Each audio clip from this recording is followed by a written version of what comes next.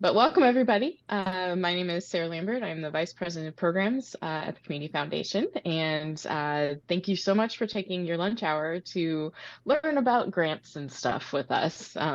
So as funders, we do have some expectations from our grantees. So a couple of years ago, we decided that it made sense to just bring everybody together and make those expectations clear. So we hope today will be both clarifying and educational. So we'll have a couple different sessions from different members of our programs team to talk about all the various things that we do here. Do you want to go to the next slide, Jen? Good. So our agenda today, I'm going to talk a little bit about our scholarships and Youth We Trust programs. Those are just things that are happening right now that we think you should know about. Lisa DeLang, who's our Programs and Administrative Associate, and she's the person you talk to probably the most. She's the first person to answer the phone when you call.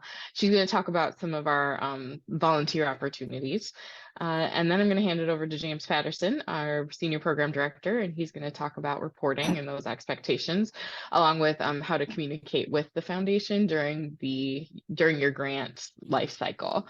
And then Jennifer Smith, who's our engagement director, will talk about publicity. So both like how you should publicize your grant and some resources that you can use as forever. So, and then we'll have plenty of time for questions at the end and a couple more announcements. So this is a fairly large group. So we will mute everybody. We ask everybody to mute themselves, but we will mute you too if we need to. And please use the chat function to ask questions throughout the presentation. We will be monitoring that and we'll try and answer them as we go. But at the end, feel free to come off mute and talk when we do the Q&A portion. So, all right, so moving on. Okay, so In Youth We Trust, that is our youth philanthropy program. It is actually a group of high school students who come together once a month, and they actually run 2 grant cycles that mirror our community grants process. So they write the grant, or they read the grants, they develop the application process, they make the decisions, they do the whole thing. Our first cycle is happens in the fall semester, and that is for youth groups. So those are actually youth are writing the applications as well as administering the projects. Those awards just went out last week.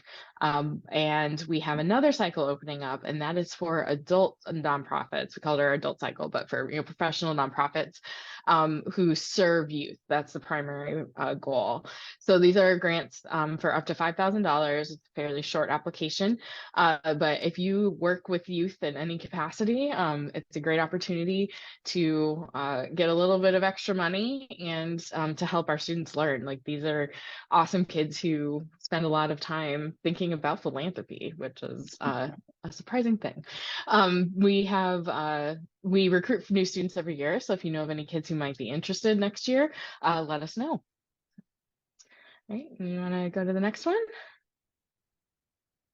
All right, our scholarship cycle. This is our kind of our Super Bowl of the scholarship season. We just closed our first cycle. So for those of you who are familiar with how ours worked in the past, we have one big cycle with all of our scholarships awarded. This year, we have actually split it into 3 because we reached kind of a critical tipping point where we cannot handle all of those scholarships in one cycle. So the fall cycle, which has just some very specific engineering and music related scholarships, just ended. But the winter, or our main cycle, where the vast majority of them is open right now. So if you know any students, both high school seniors as well as those currently in college, those returning to college, we have scholarships for students in every stage of their educational career.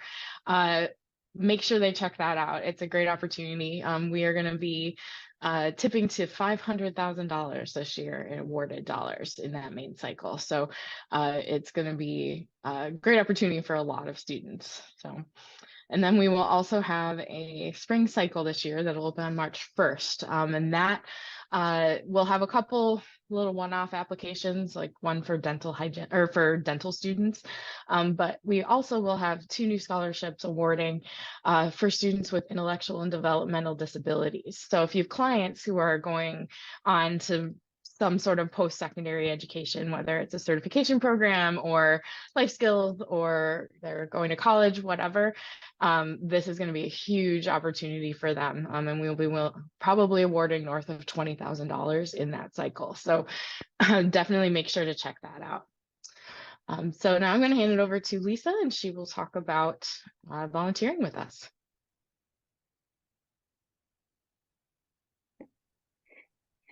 So if you are interested in volunteering with us, or if you know somebody who might be interested in volunteering with us, please have them contact me.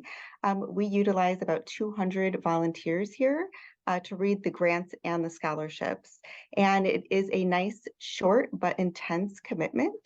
We have you come to an advisor recruitment meeting where you learn all about the opportunities, and then you would come to a training to learn how to use our software. And then we would send you all of the applications. You would be able to read them and score them, and then you come to one in-person meeting and decide who would get the scholarships or grants. Because you guys are grantees, you are not able to serve on the grant committee, but you are still able to serve on the scholarship committee and help award scholarships to really, really amazing kids out there.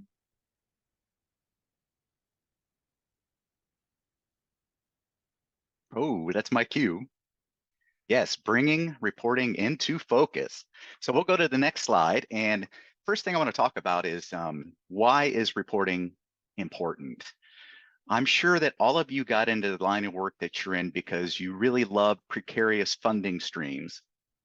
No, you love poring over deficit budgets. That's why you do this work, right? No, not that either, huh? What about juggling multiple job duties with a short staff? I didn't think so. Why you do it is for the impact that you make on the lives of these people that you're serving. And so that's the most important reason to do the reporting. It's your opportunity. We can go to the next slide. It's your opportunity to look at the impact that you are making. And the impact is what really matters the most, right? We spend a lot of time working on the grant application itself, but when it's time to do the report, I think sometimes it gets short shrift, but really that's the time where we should spend more time reflecting. So that's a big reason why we do that. Now, the other thing is we do have that pesky IRS. We do have to comply with them. We are a 501c3 just like all of you are. And we have to make sure that our funds are being used in a way that's charitable in order to protect that tax status. So that's important. Another aspect of due diligence would be stewardship. This mostly applies to our donors who are giving us funds since 1953 to make grants in the community, and many times they had expectations. The main expectation is that those dollars would be used charitably, and it would also be used in a way that would make an impact in our community. So we have a responsibility to pay attention to that. We also have a responsibility to make sure that the funds are being used in the way that they were proposed in the application, because that is what our committee members and our board of trustees have approved. So that's an important aspect as well. Now, program development is another reason, and this is really for you. Like I said, this is an opportunity to reflect. You know, what is working, what is not working, what's working exceptionally well that maybe you could take and put into another program, different lessons learned and things like that. A great time to do that, good time for reflection. I also look at the reporting as a way for you to have hard evidence that the programs that you're doing, the charitable activities that you're involved in, are making a difference in the community. And it spells it out when you follow your metrics and are able to demonstrate those impacts. Over time, many of you run the same programs year after year after year. When you do that and you're reporting on those year after year, you sort of have a legacy or sort of a history of the impact that you've made with that program over time. So it's a legacy, I like to think of it as. And there's also times when we will read a final report and we'll see an opportunity to promote the good work that you're doing. So that's an opportunity as well. And last but not least is the fact that we actually use this data. I think that there's a perception perhaps that we get these reports in, we file them away somewhere, never to be seen again. But that's not true. We'll go to the next slide and I'll show you an example. we actually put together a post-grant report, and we spend quite a bit of time doing this actually. It's important to us to know that our dollars are making an impact in the community. You all do a lot of great work out there. We want to see what that work is, and we want to see the examples of that. But so we compile a post-grant report. This is an example of one of the individual reports within that. And this is a great example. This is my, the best example. And it's a particular organization here. As you can see, we've got a description of the program. We also have some analysis about the how the actual results compared to the anticipated results. And that's a big piece of what we're doing here. We spend time doing that analysis, looking at your final reports. And that analysis then leads us to, on the left-hand side, you can see some little symbols there, the two green symbols, one's gears. That's a rating for the technical aspects of the report that came in. And then you have the bullseye. The green bullseye there is an impact measure. And so we do summarize these, and we do make a determination and a rating on that. And then we also put in some additional comments, as you can see there, that might be mitigating circumstances. It might be unexpected results that came up. And there's a couple of things here that are really helpful that I want you to consider making sure you have in your report, if at all possible. The two things are this nice video down here on the left. Now, this isn't a live video. It's a screenshot I took, but it's a great short video and really gives you a flavor for what they're doing with this program. The other thing I want to point out is at the very bottom of the screen, you can see that we have quotes. These are great quotes. I'm just going to read this one.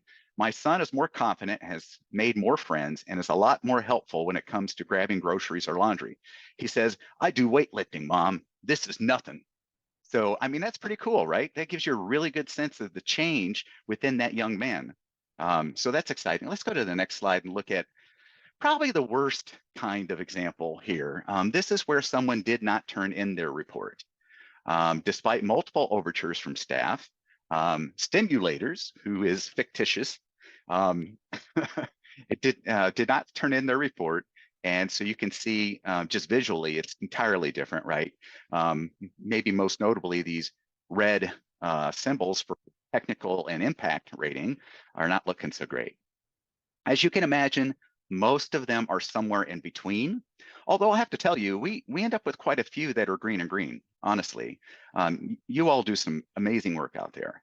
And sometimes just a matter of us being able to collect that information from you. So again, this is another reason why it's really important to take some time on the final report. Let's jump to the next slide.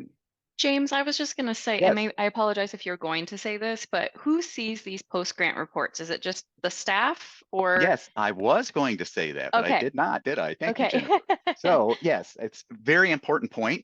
We share these with our committee members who make the decisions.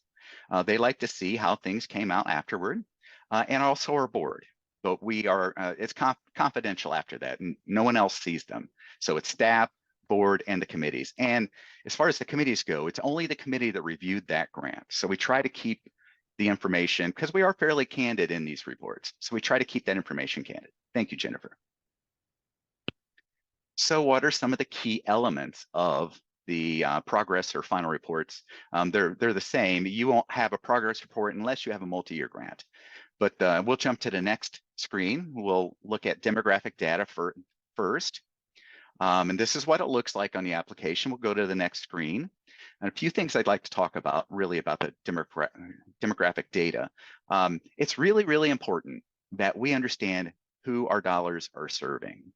It's important for inclusiveness, for being equitable with our grant making and all of that. So you may have remembered that in the application, we asked for percentages, and that's because in that case, we're looking for projections of different demographics. But in the actual reporting, we're really trying to get at actual numbers to the extent that it's possible. So we would like the actual numbers. Now, obviously, this is easier in some situations than others. If you are have a program where there's an enrollment or there's a registration or something like that, it's much easier to ask some of these questions and find out exactly who you're serving. But there are also other situations where that is not possible. For example, an event maybe would be a situation that you would not maybe have as much control over. But even in those situations, we really want you to do the best you can to get an approximate of the folks that you're serving. That would be way better than just the unknown category, right? Even if it's not precise. And in some cases, I ask people, like with an event, maybe is a way you could do it is what I call a visual survey. Just look into your audience and say, you know, what do I think here? I have 15% of this demographic, you know, 25% of this demographic, rough percentages. And then hopefully in most of those situations, you're going to be taking a head count in some way or other. Either it's through ticket sales or maybe it's through a clicker as people come into the event, or, you know, whatever it is. But then you can take those percentages, your rough percentages, and you can do the math to come up with what the actual number would be. Even though that's not precise, it's still way better than having just unknown. So if you're going to do these things, then you're going to need to plan ahead, right? Just with everything, with your grant program, you're going to need to plan ahead. And so be thinking about, if you're going to do a visual survey, well, who's going to do that? Who's the person that's going to look out in the audience and make notes on what they think they see?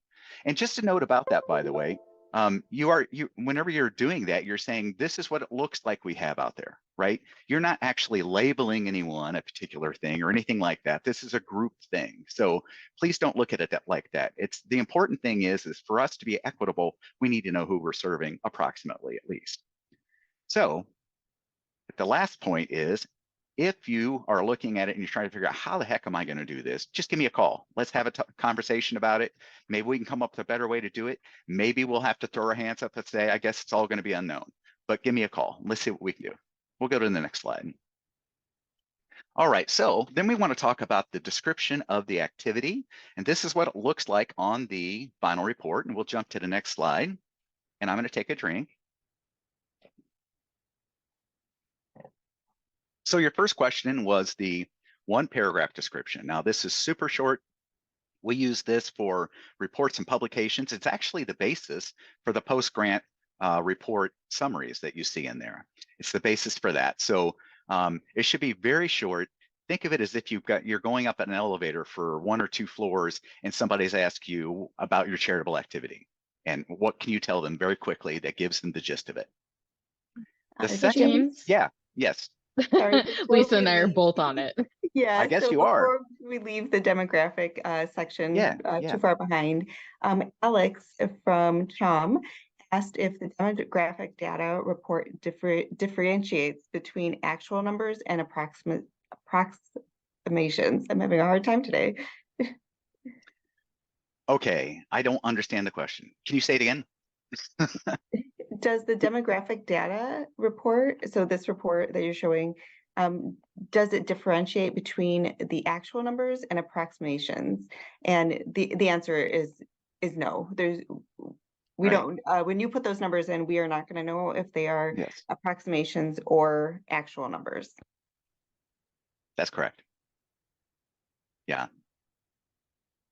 Okay, anything else? Okay, so the detailed description. This is where you really get to tell us your entire story. It's not just about telling us what is different than what you proposed to do in the original application. It's really telling us what did occur in the past tense. And it's your opportunity to really tell your story. So there you can take some time with it. And we'll go to the next slide and take a look at the next aspect, which is the evaluating your results section. And there are 2 different versions of this. If you're doing a program, project, or an event, you're going to get this version where you have the results and the indicators, the targets, and the methods for measurement.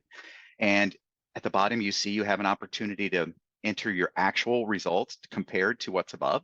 We'll go to the next slide, and you'll see the version that is for a capital commodity support type, where the top 2 boxes are a little more narrative.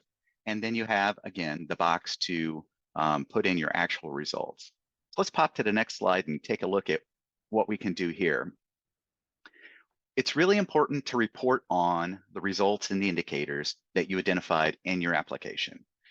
We do sometimes have sort of free form responses that don't relate back to your evaluation plan. And when we go to summarize and we go to do the analysis and for that post-grant report, we can't do that without you actually relating to the indicators that you indicated. So that is important to do. And one thing about that is that those fields that come from the application, those will pre-populate for you. So it's a reminder, what did you say you're going to do? But because of that, obviously, it's critical to start with a solid evaluation plan. You know, starting at the beginning, so you know what you're going to track as you go through. What are the metrics? What's the data you're going to collect? If you know that from the get-go, you can develop systems that will make it streamlined and easy to track that. If you wait until the end to try to pull it all together, it's going to be more difficult and you're going to miss some things.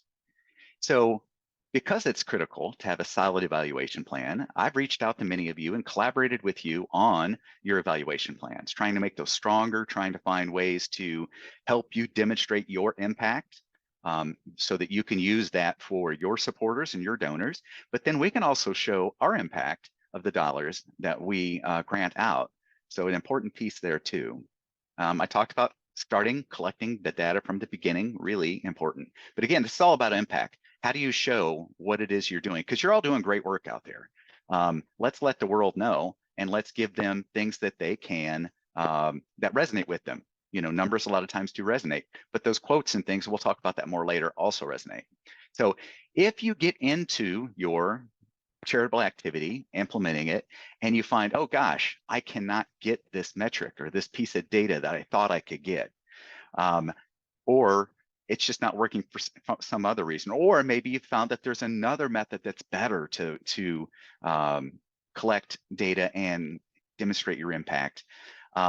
Give me a call. Let's talk about it. Let's revise the plan so that it fits. And when you go to do your final report, it all falls together. It'll make it way easier for you and for us.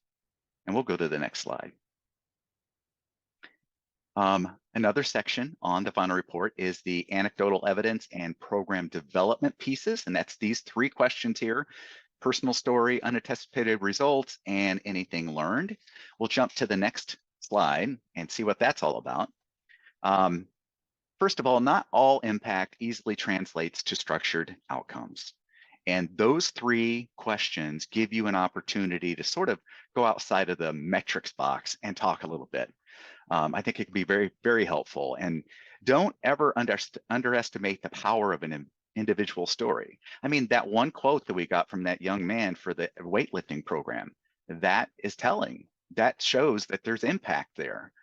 So don't be afraid to do that. In fact, if at all possible, do include some type of individual story if you can. And also keep in mind that not all great results are anticipated. Sometimes when you're doing a charitable activity, oftentimes for the first time, or I mean, it could even be years down the road, you find that there are things coming out that are impactful to people that you hadn't anticipated. It wasn't something you were going for, but those are important things to know and to share with us. And of course, things don't always go as planned, right? We had COVID, for an example, and there were a lot of things that didn't go right. But this happens all the time, that there are things that will come up and make it to where we're not able to achieve the objectives that we originally had, or maybe not to the level that we thought we were going to. But this is a great place in the lessons learned to share what you learned from it and what you will do differently next time. All that's taken into account, by the way, when we're looking at when we're analyzing these final reports. So it is important to take advantage of those 3 fields. All right, we'll go to the next slide. There is some additional context we're looking at. We have the itemized expenses. We have places for you to put your publicity items. If you'll go to the next slide, we'll talk more about that. But as I mentioned before, we do have to comply with the IRS, and therefore we need to make sure that funds are being used charitably. So it's important to have that itemized list of expenses. And also we need to check and see if it's being used, if the dollars were used similarly to the way that it was in the proposed budget. So that's an important piece as well, and that is charitable. And we clearly, with the publicity links and all that, we encourage you to share your good work with the community. We want our donors also to see what it is we're funding out there. And Jen is going to talk way more about that. But it's really important because we do actively seek funds. We still seek funds because we want to continue to grow this nest egg that we can then give more grants out in the future. So we'll go to the next slide here. Photos are amazing. And Jen will talk more about this. So I'm not going to talk too much about it, but we do collect them through Dropbox. We'll go to the next slide. We do collect them through Dropbox. You can upload 10 of them or so. But honestly, sometimes a picture does mean 1,000 words. I mean, it can really make a big difference. And pulling all these things together with a quote, with the metrics, with the narrative, all those things make a full picture of the impact that you're making. Now, as you can see, we have certain formats that we accept for the files that get uploaded. And then there is this sort of syntax we would like for you to use when naming your files. And in those cases, and by the way, you don't have to memorize that. That will be, it's on the application, it's on the final report, it's on our website, all of that's there, so you don't have to worry about that. The last point here is that if you have photos that you don't want used for privacy reasons, please put do not use in there, and we won't, because we want to use your photos. When we go to put together publications and things, these are great photos and they're best coming from you. So we'll go to the next slide. And I don't know what that is. We must have an animation of some sort going on. All right, there we go. So a few things to keep in mind. The report is going to be due February 1st of 2025. That seems like a long time away, but it'll get here before you know it, when you're so busy doing your programming and all that exciting stuff. I would encourage you to preview your report. We'll go to the next slide. Preview the report, and this is where you're going to find it. You're going to find it in the applicant, in your portal on the applicant dashboard. As you can see, we have a grant right there, and then you see the green. That is where the final report resides. And on the far right, you'll see the red circle around the start button to where you access that report. We'll go to the next slide. Try to be specific as you can within your final report, just to give us a full picture of what the charitable activity, how it sort of developed and came about. Try to avoid using industry jargon. It's so easy to do that because we live in these worlds, right? I mean, we're in philanthropy, so we have things like expenditure responsibility and things like this that we're talking about. I come home, I talk to my wife, she says, what in the world are you talking about? So I have to talk in regular, normal words, if I want her to listen to me anyway. So, but do the same for us, because we are lay people. We don't work in the same fields that you do. And it really is helpful. And remember, some of this information is shared with our committee members, and they also are lay folks.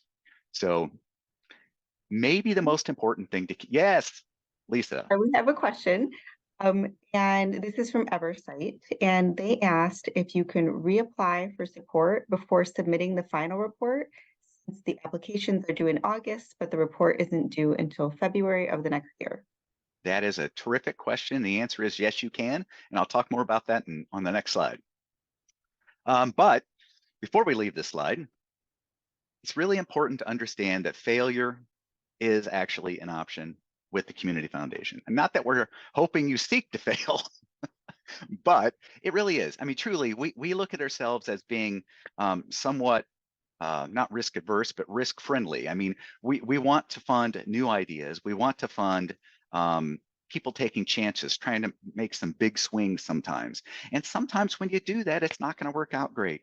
So don't get too worried about that. The important thing is to communicate with us, to make sure that you're taking advantage of the additional context fields on the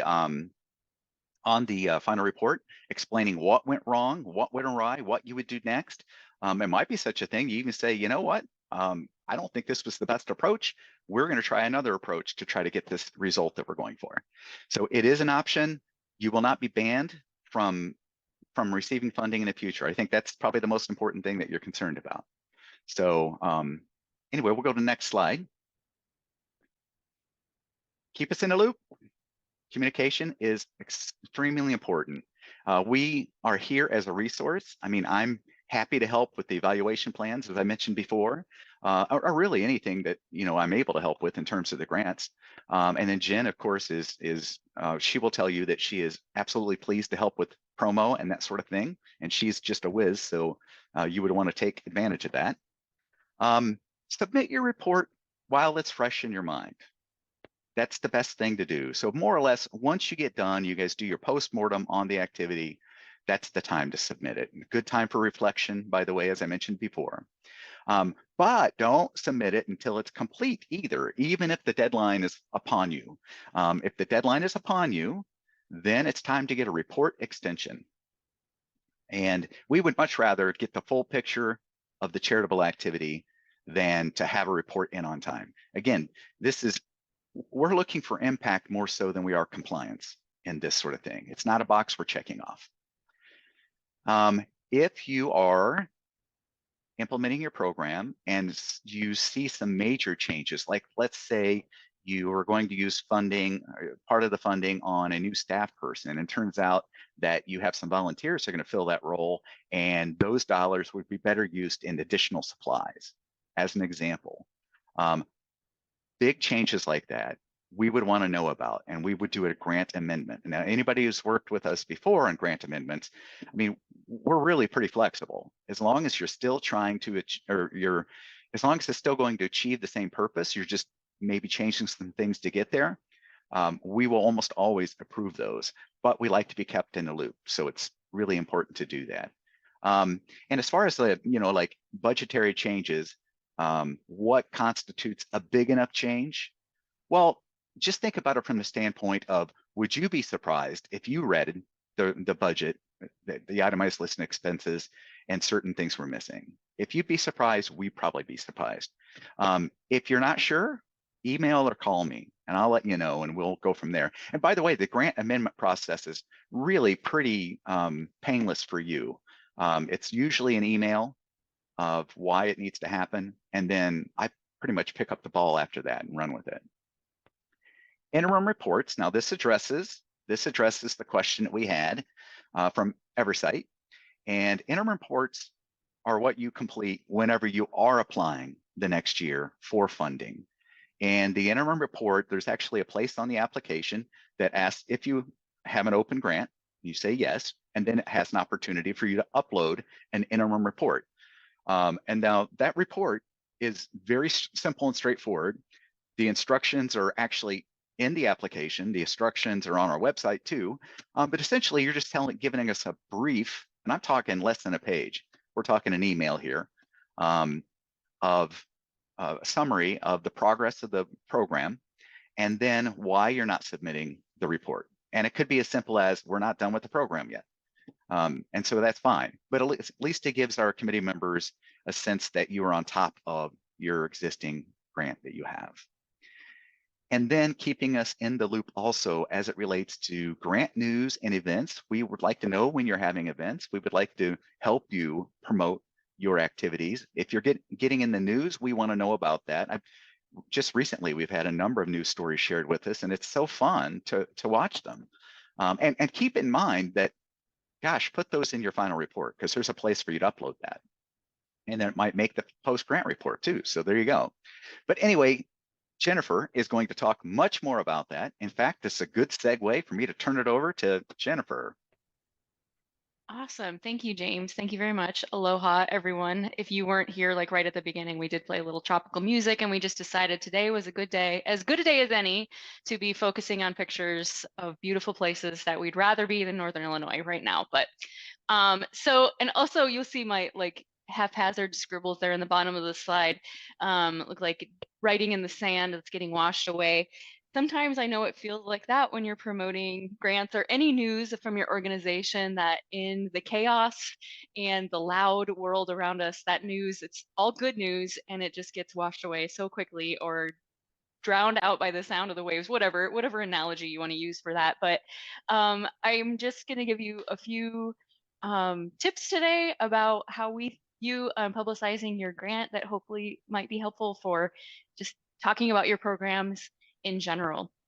But to start, why do we ask you to publicize your grant? James talked about this a lot already. We want you to inform the community about your work. It's not just for us to say like, oh, look at these groups doing so good that we help them do this good. Yay, hooray.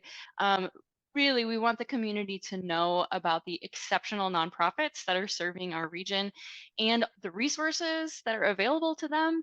And just the more you can get the word out about your programs, we believe the more successful you can be in all aspects. So leading into building credibility for your programs and projects, right? The more people that know about it, about the longevity. James talked about the legacy of your charitable activity. I love that as a concept. That you've been doing this work for a long time, or like the depth of your work is really powerful. Talking about that work and more people knowing about it builds credibility. Also very, very tactic here to recognize the donors who help make these grants possible. Our community grants program is funded by some specific named funds, as well as unrestricted dollars that the foundation has collected over the years. And so in your grant letter, it names a specific fund that your grant came from, or at least was partially funded by. And so we want to be sure that those folks are recognized when we're talking about the work that's happening. And also to inspire continuing support. We believe that success breeds success. When you talk about being successful, not just at a program, but at receiving a grant, it's a sign to other funders and donors that you're worth your salt, right? Like you've proven to someone that the work that you're doing is meaningful, impactful, efficient, effective. So maybe I should take a second look and think about supporting it. As far as publicity timing, we really we do not expect that the press release. If some of you have already sent out press releases, which is awesome. Others of you have not, and that is also okay, because we want you to use your judgment about what timing makes sense for promoting your grant. If you were funded for an event that's happening in August, don't send out a press release now, because no one is thinking about events in August. Send it out much closer, maybe when you start actively promoting that event, so that talking about the program is sort of the headline, or the event is the headline, and recognizing that you received support from the foundation is part of that story.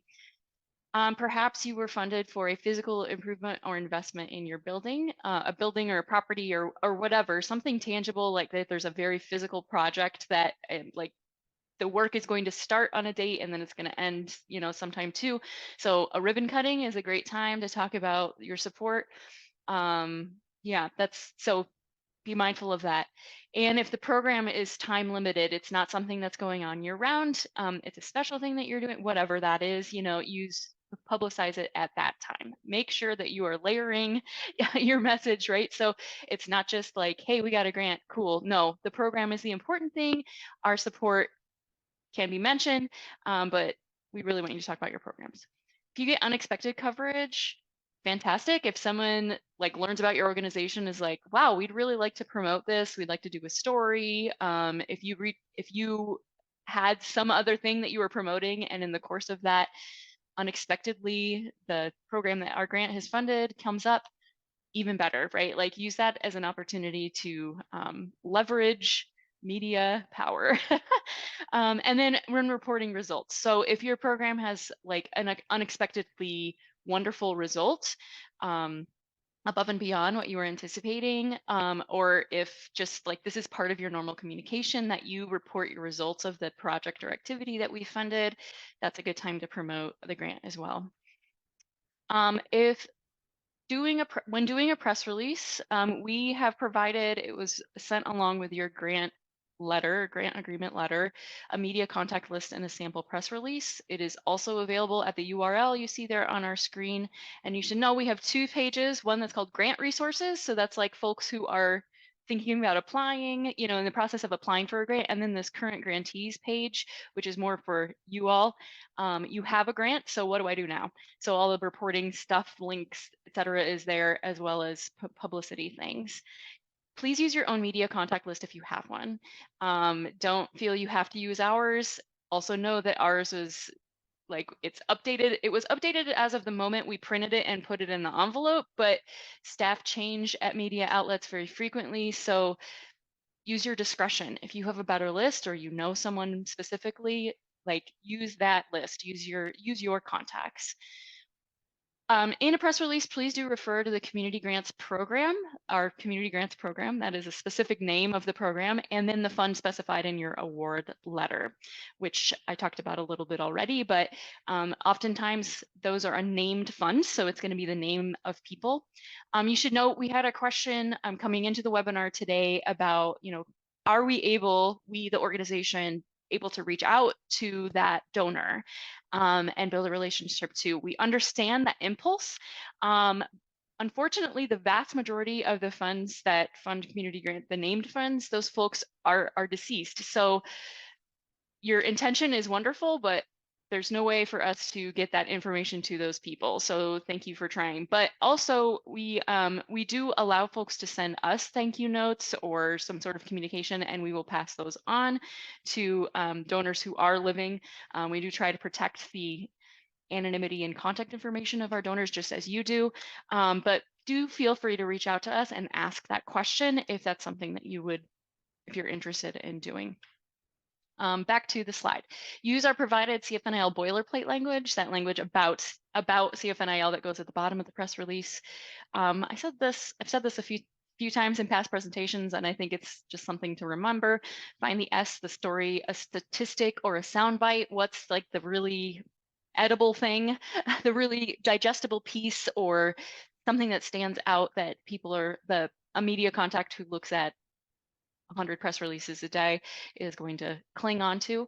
As James mentioned, if you would like help with composition or editing, just ask. I'm happy to look them over. You are not required to do that, but you are all communication professionals or have people on your team who are communication professionals, but I'm always happy to look something over or provide a quote from the foundation if you would like something like that.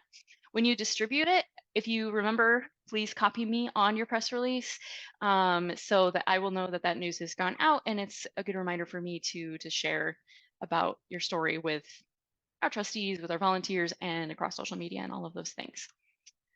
Jen, we just had a question. Yeah. Chris asked if we share the outcomes report with the donor that funded the project. Great question. Yeah, and I think they're talking about the post-grant report. The post-grant report. No, we do not share the post-grant report with those folks. We do, however, share with all of our fund holders the community grants report. This is the most recent one, in which all of your grants that were, all of you are recognized in here, and the project that was funded. So they're aware of it that way if they're living.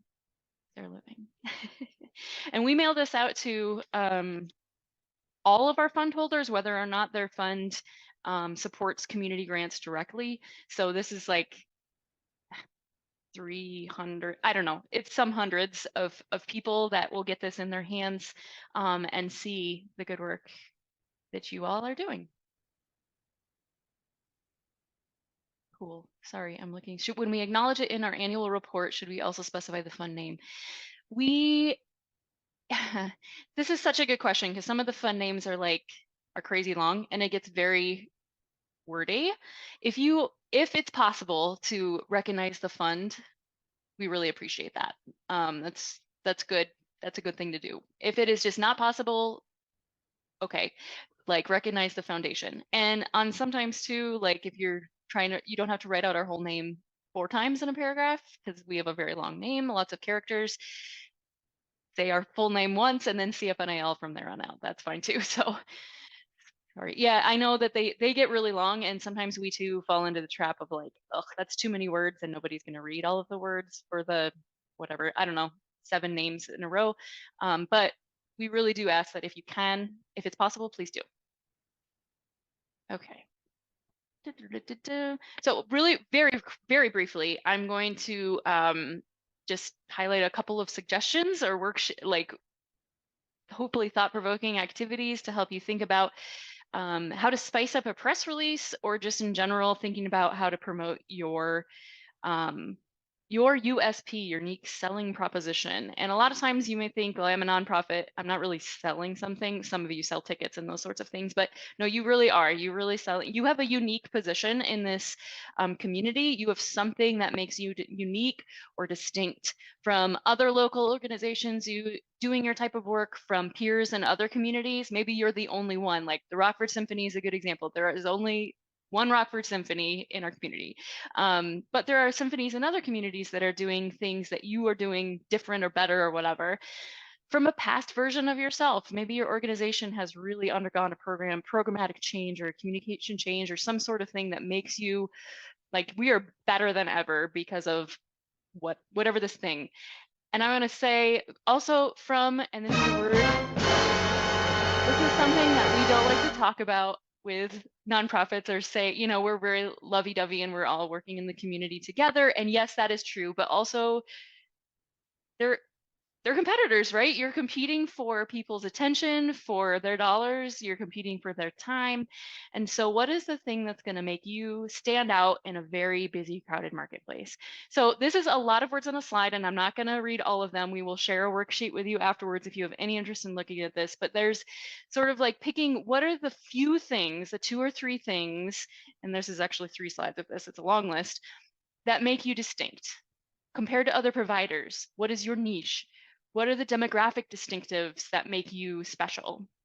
For the Community Foundation, we're really proud of our scholarship program. We think that it is more effective than a lot of, community foundations that we know say, we don't touch scholarships because it's pain in the tuchus. We love scholarships and we want to do them bigger and better than always. So we think that's a USP for us. We also have a very defined geographic radius. So that's another thing that's unique about us. Your service distinctives, your offers and deals, which is interesting. Like, you're not offering maybe coupons on your human services projects, but many of you offer benefits to members. So that's something that's unique or different. So thinking about that, your personal distinctives, your track record, and your vision. And for the Community Foundation, we've been around for 71 years. So track record is a big part of our USP. But anyway, so again, we'll share this with you. That was like, there's no way you even read a third of those words, and that's okay. Just thinking about what is unique and special about your organization, how to pop those into a press release, or just all of the things that ways you're talking about your organization. And a lot of times, James mentioned an elevator speech. Because we're going tropical, I'm going to think about your swim up bar speech. So if you're at the bar and someone swims up to get another pina colada, like, how are you? And it's Mackenzie Scott is next to you at the swim up bar, and you've got just a moment while she's waiting for her drink to give her a speech about what you're doing and why she should support it. Think about these 6 things. Focus on others, not yourself. Like, what are you doing for other people? What's a descriptive hook, something to draw her in, like that's really, really unique and special, like that USP about you? How do you do your work, and how do you do it better than other people? Like, how do you accomplish whatever this amazing work is that you're doing? So we've got KISS and KISS 2. Keep it simple, sweetheart, and keep it short, sweetheart. So those 2 things, and then practice. So I'm not going to ask you, because there's 40 some of us on here, we're not going to go off mute and practice doing an elevator speech, but think about how are you going to do this in just a moment to take advantage of that opportunity. And then finally, writing a lead, a hook. The word lead, I didn't know what that LEDE meant. Now I know it's just journalists being cool and spelling lead a different way. But anyway, long story. Go down a Wikipedia hole if you really want that. But just thinking about with your press release or any news that you're sharing with the media, like how are you going to get them to want to open this and then promote it? So maybe we just want to be clear and succinct, just the facts. And that's a summary lead or creative lead. So for you guys, it's more likely to be a creative lead. Maybe there's a provocative quote from a program participant. There's an interesting fact about something that's happening. You have a surprising statistic about your results. You're comparing yourself to other programs or other agencies, other peer communities or peer organizations, something, I don't know, a common misconception about the people that you serve, et cetera, et cetera. So thinking about those things. Okay, quickly. moving on from all of that, promoting your grant to establish audiences and channels. You each have channels that work best for you and where you have gained traction. We used to be on Twitter, now called X. We are not on there anymore, so I'm not expecting that if you, like, I don't expect you to be on there too. If we're not on there, you don't have to be on there either. So what is the thing that works for you? And sometimes that's a newsletter, sometimes that's your annual report, donor communications, project specific tangible pieces. So like a sign or a plaque if it's a capital improvement, a program for an event, like a physical program, or a t-shirt or a bag, or, you know, whatever physical thing you're giving away to people at the event. Those are other ways to promote the community foundation and the grant that you received. We are on social media, not Twitter anymore, but we are on these other platforms. Please remember to tag us. I try really hard. I will say, like, we are also a nonprofit with limited staff and limited time, so I do my best to watch for your tags, but I for sure will not see your post if you don't tag us. So please remember to do that. If you create a Facebook event for whatever it is that you're doing, please add us as a co-host. We will add it, that adds it to our Facebook event list, and all of our followers will see it too. Use photos. I always recommend photos on social media, particularly, are really, really, really valuable. And you see this little badge at the bottom. So in the past couple of years, we've sent out window clings for our organizations. This year, we're sending you one that looks like this, supported by the Community Foundation of Northern Illinois.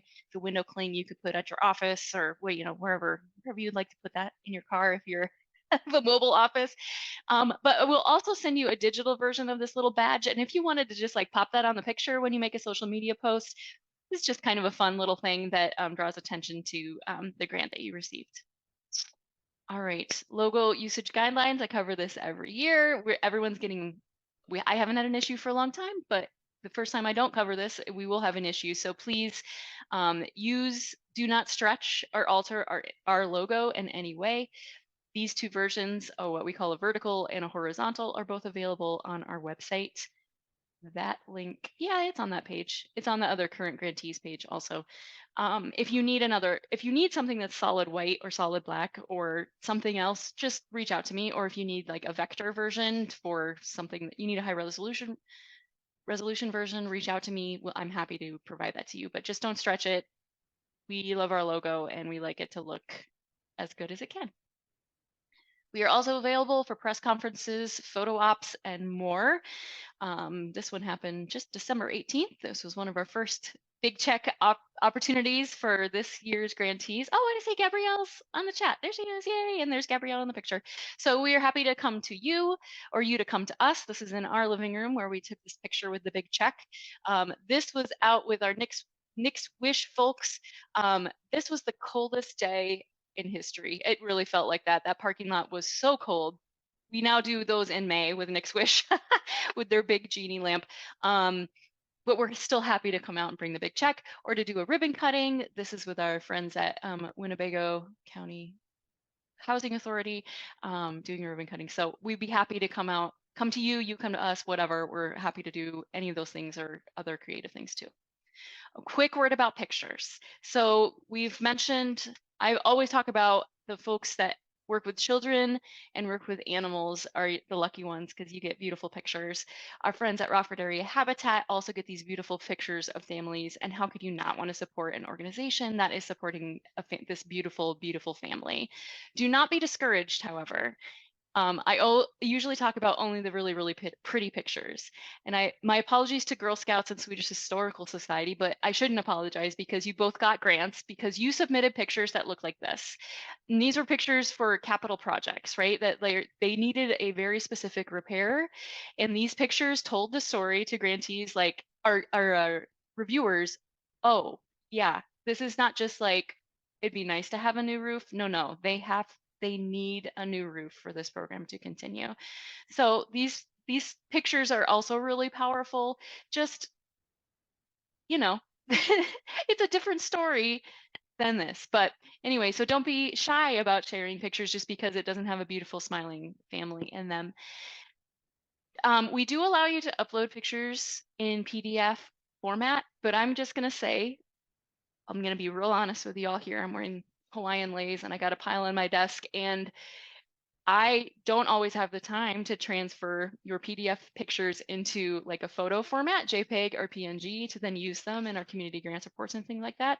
Same with photo collages. If you send a photo collage in any format, you know, for us to use them easily, it's going to take them cropping down and things like that. So just think carefully. Sometimes that's the right choice. Like you have a beautiful photo collage, share that, do that, but just recognize that we too are time limited, and so I might not have the time to convert everything that I need to. This HEIC is a new thing, a new issue that we run into occasionally. It's a different type of format that smartphones sometimes save photos in this format. It helps with storage capacity on your phone and everything like that, but it doesn't always work when we're sharing, you know, trying to upload it into a report or uploading it to a website or whatever. So just be aware. Check your phone settings if you're finding that that's what's happening. If they're saving in that format, when you try to share them, it's like this extension is this HEIC is a weird thing, and you can convert them. There, I'll give you a link later in just a minute to how to convert it to another file format. And then how do you catalog and keep track of photos? And no, really, this is not a rhetorical question. Like if you have a really good way that you catalog, keep track of your photos, either with naming conventions, dates, whatever, will you reach out to me and let me know? Because it is just a perpetual challenge. So if you have a problem with that, know that we do too. It's very hard to keep everything sorted. Few resources. I talk about Canva every year. I will continue to talk about it. Canva is wonderful and you should use it. Cloud Convert is this online image file converter. It's free. So if you have something that's a JPEG and you need it to be a PNG, cool, use that. Or HEIC and you need it, that's a free place to do that. Easy, easy peasy. Felt is a new tool that we've started using. It's a free open source map building tool. It's super user friendly. You don't need to know like how to use all sorts of crazy data types. It's really, really easy to use. And here's a screenshot of how we used it in one way this year. We have a new scholarship that is specific for students who live within 50 miles of Fairgram offices, and they have 12 offices in 3 states. So how would we show people what that looks like, right? So we built this map using Felt. And a couple of resources for speaking about using pronouns effectively and appropriately, and referring to and covering your trans constituents, like talking about them appropriately in the correct ways. And I will also say, I think Phyllis is still on this call today too. We have a great local resource in the Liam Foundation. I'm happy to come in and do trainings or provide, you know, insight into how to speak about those communities more appropriately and more effectively. Okay, but most of all, I will say just relax. No one is grading you, okay? We are watching for you to talk about your grants, but more importantly, we want you to relax, talk about your programs, make sure that people know the great things that you're doing. And if you're able to throw in a mention about CFNIL, all the better. We love it. And we want to help you. So just please do reach out. Okay, now it's time for if there are any questions. And at this point, you can type them into the chat or you could come off of mute, I think, and start talking if you'd like. But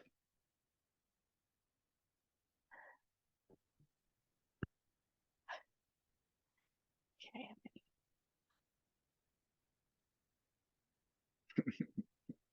Okay. Quick few announcements before we wrap up. Oh, it's just 1 p.m. Perfect. We did well. The community grants cycle shift. Last year, the cycle moved earlier. That is going to be retained. The cycle will open on June 14th and will close on August 15th, 815 day. The awards will be announced the week of November 25th, which is the week of Thanksgiving. So the same as last year, that will be retained. So keep an eye out as we get into late spring, early summer for grant seekers meetings that will be coming. Our first event of the year, you see these boxes stacked on my desk, are invitations that I really need to get in the mail today to our open house and celebration of love for community. You are all invited. All of you will get a physical or an email direct invitation, or someone at your organization will, but just know that you are invited to that on February 6th. We are having a little Valentine fun with that. And we're also celebrating our most recent group of Carol Star folks who completed the Carroll Star Endowment Challenge. So 4 organizations that you see listed here completed the challenge, have received their match, and have started a new endowment or are building on, continue to build an agency endowment here at the Community Foundation. Nonprofit Happy Hour will return this summer. It will be Thursday, July 18th here in our backyard. And the Excalibur and Excelsior Awards, if you didn't see any of the coverage or hear about that last year, yes, the Community Foundation is now a presenting partner for the Excalibur and Excelsior Awards. The nominations open this year on 815 Day, August 15th. I don't know the exact deadline yet, but that's okay. That's a long way off. The award ceremony will be held December 12th. And this is a great opportunity for you to nominate someone who's important to your organization, an individual who is your champion, or for you to tell someone, hey, you should nominate my organization for this. It's a pretty special award. We're very proud to be a part of it now. And yeah, so that's coming again this year. If you need to get in touch with any of us, here are our faces and our contact information. But the whole staff is available to you for whatever you might need. And that's that. That's the end.